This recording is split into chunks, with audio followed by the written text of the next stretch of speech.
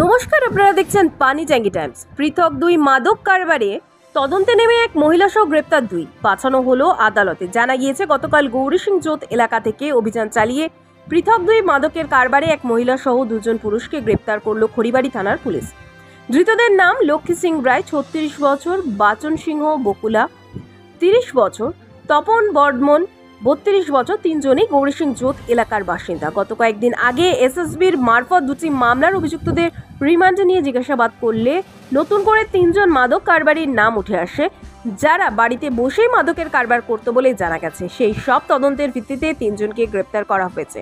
ধৃতদের আজ শিলিগুড়ি মহকুমা আদালতে পাঠানো হয়েছে। ধৃতদের রিমান্ডে নিয়ে গোটা ঘটনায় তদন্তে নামবে পুলিশ। আরও খবর জানতে চোখ রাখুন পানি ট্যাঙ্কি টাইমসের পর্দায়। নমস্কার।